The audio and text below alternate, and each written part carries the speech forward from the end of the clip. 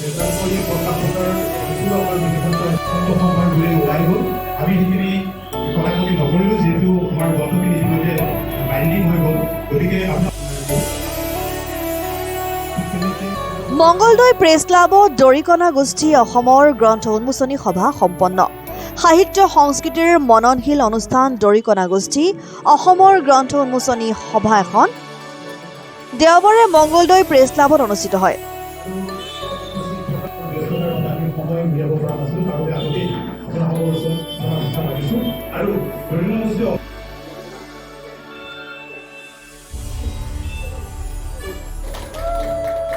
দিনৰ 11 বজাত দৰং জিলা সাহিত্য সভাৰ প্ৰাক্তন সভাপতি শৈলেন কুমাৰ ৰাজবংশীৰ সঞ্চালনাত অনুষ্ঠিত সভাত বিহুৰ ঐতিহ্য, পৰম্পৰা আৰু প্ৰাসংগিকতা উন্মোচন কৰে দৰং জিলা সাহিত্য সভাৰ প্ৰাক্তন সভাপতি বিশিষ্ট চিকিৎসক ডাক্তৰ অমৰেন্দ্ৰ নাৰায়ণ দেৱে।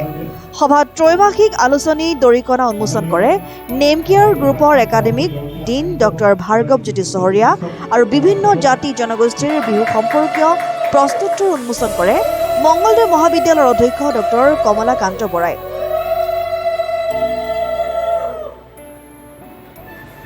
নমস্কাৰ। আমি প্ৰথমে সমূহ সংবাদকৰ্মীলৈ আমি আন্তৰিক ধন্যবাদ জ্ঞাপন কৰিছোঁ। দৰিকণা গোষ্ঠী অসমৰ উদ্যোগত আমি আজি দৰিকণা নামৰ এখন তিনিমহীয়া আলোচনীৰ শুভ উন্মোচন কৰিছোঁ।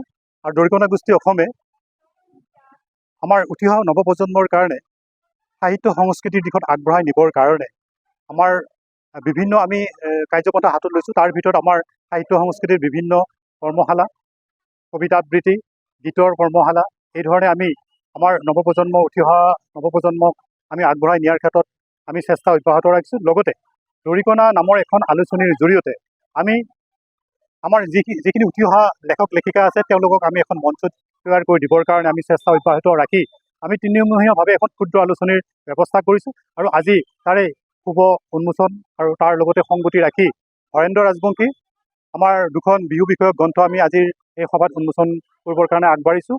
আৰু তাৰে আজি অনুষ্ঠান আমাৰ এতিয়া চলি আছে।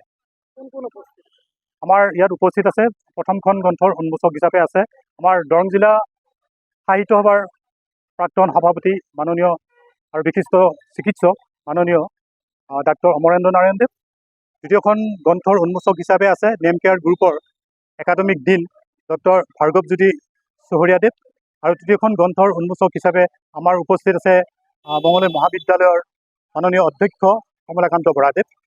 আৰু তাৰ উপৰিও আমাৰ বিশিষ্ট অতিথি হিচাপে আছে আমাৰ মেজাংকৰি প্ৰকাশনৰ প্ৰকাশন সচিব তথা আজিৰ কবিতাৰ সম্পাদক মাননীয় বিনয় চলিহাদেৱ।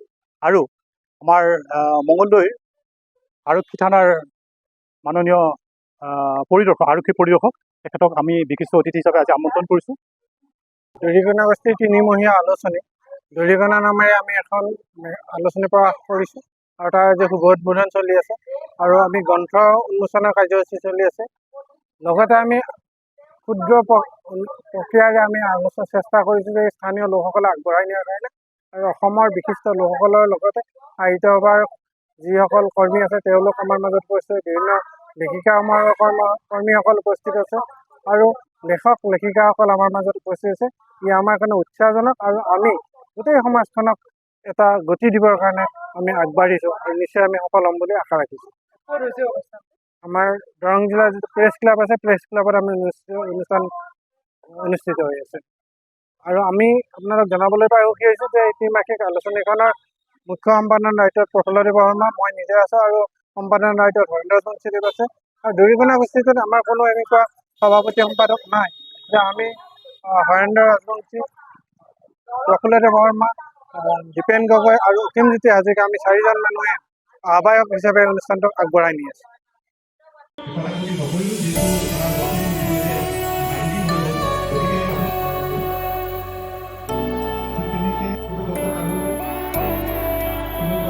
সভাত মঙ্গলদৈ সদৰ আৰক্ষী থানাৰ ভাৰপ্ৰাপ্ত আৰক্ষী বিষয়া মুকুট কাকতি, মেজাংকৰি প্ৰকাশনৰ সচিব বিনয় চলিহা প্ৰমুখ্যে কেইবাগৰাকীও বিশিষ্ট ব্যক্তিয়ে অংশগ্ৰহণ কৰে। দেওমৰনৈৰ পৰা নৱজিৎ শৰ্মাৰ ৰিপৰ্ট, ডেমক্ৰেটিক আছাম।